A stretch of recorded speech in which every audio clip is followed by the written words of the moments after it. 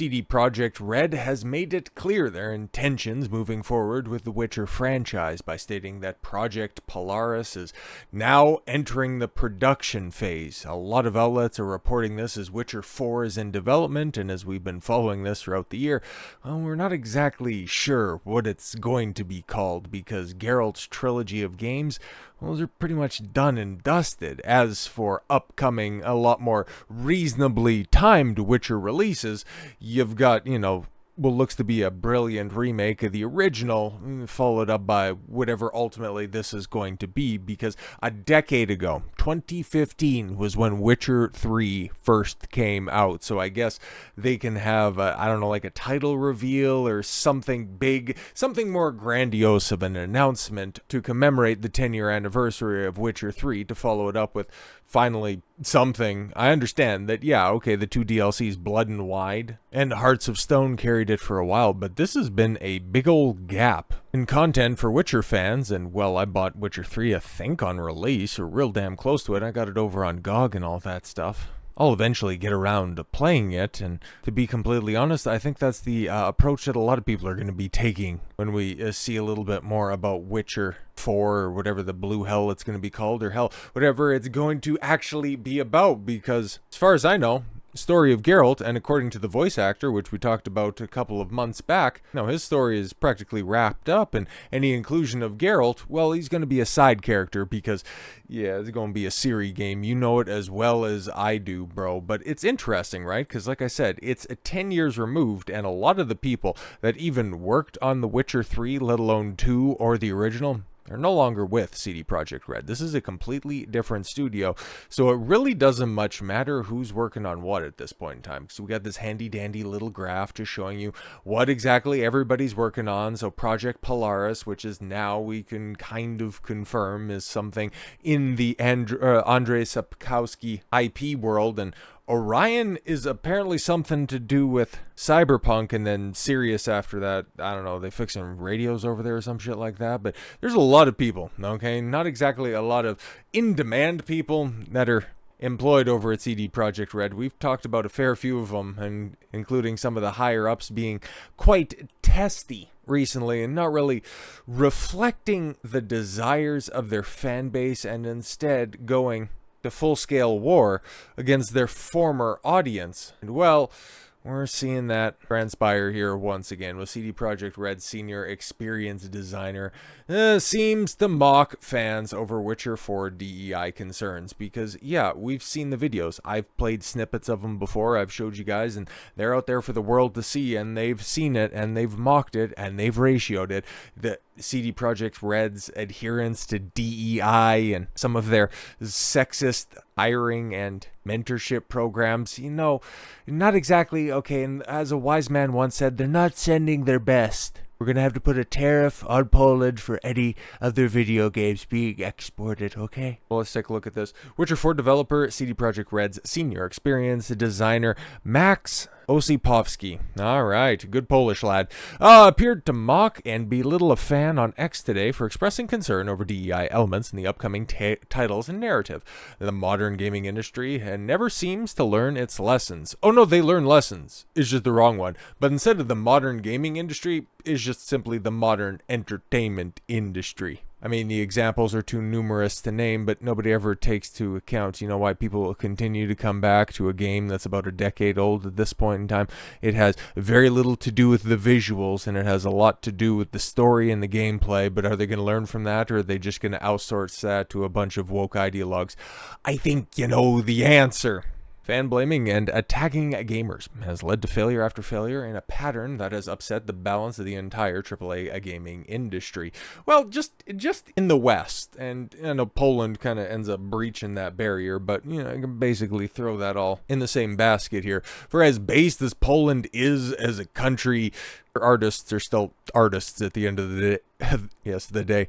But it seems as though CD Projekt RED is unaware of this. Yeah, we know. Studio cast a major stain. Today's big announcement that The Witcher 4, again, whatever it's going to be called, is it going to be a continuation? Are they going to try to spin it off again? Oh, maybe it's going to be a Witcher Blood Origin adaptation. Well, there you go. That ought to excite fans, right?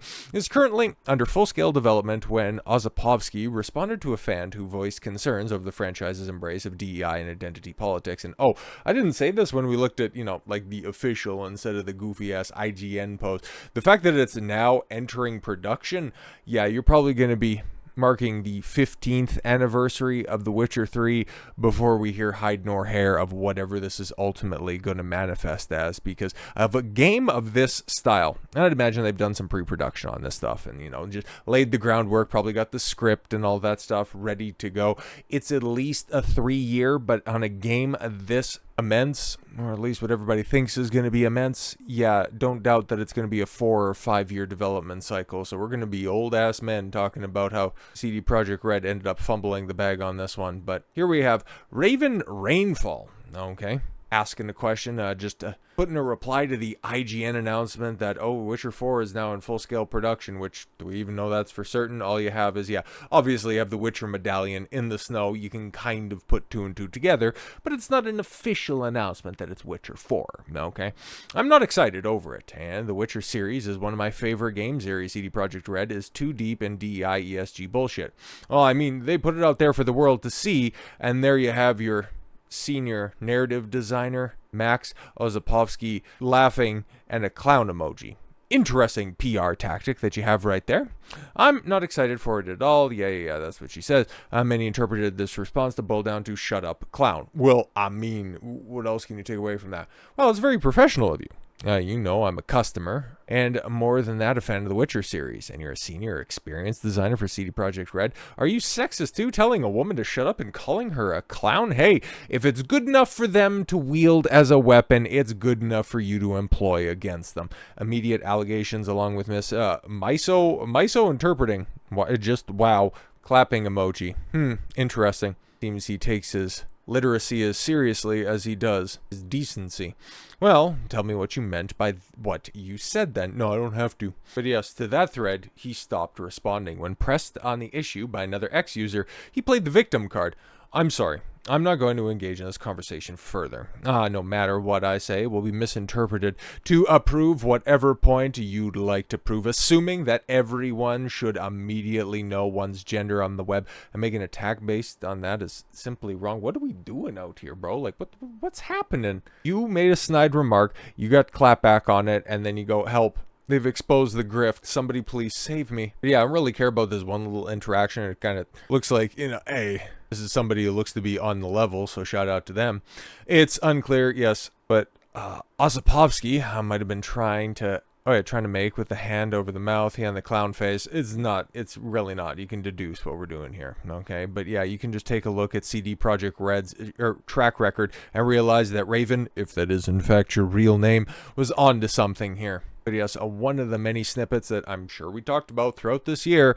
We're proud to receive the Diversity Charter Award for our menstrual leave benefit in the category of Innovative Approach to Diversity, Equity, and Inclusion in Business, which honors organizations showcasing outstanding commitment to fostering an inclusive workplace. Yeah, so give them bitches a week off to go ahead and bleed at home instead of stinking the joint up and making every chair a little bit more squishy than it was prior to them turning up for work. You get an award for that? Jesus. Michael, Nowakowski. I remember talking about this. Yeah, he went on the warpath against Endymion. He's been getting a ton of shit this year. Like I've stated before, I'm not exactly the biggest fan of the guy, but holy Christ, he knows how to ruffle feathers like a few others. Nowakowski belittled as the popular YouTuber before insisting that CD Projekt RED hires based on merit and talent alone.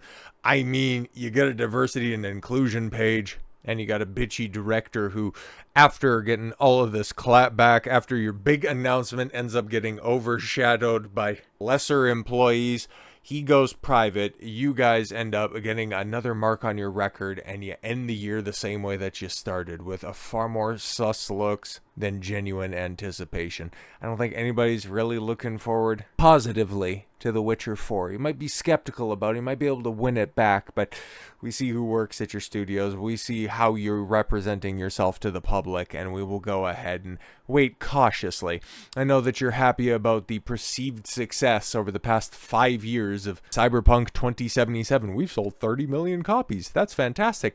But nice bellwether for that would be the 1 year removed Phantom Liberty DLC. You've moved 8 million copies. Kind of goes to show you that you've lost about 2/3 of your audience wanting to come back and pay for the privilege of having a fixed and complete game. CD Projekt RED, yeah, they're in trouble. They're in big trouble moving forward, and they're going to be one to watch along with so many other AAA developers in 2025. But until that point in time when they make their next move, I thank you all very much for the gift of your time. I've been Don Consuelo, and I want you to follow your gut and get after it. Take care, everyone.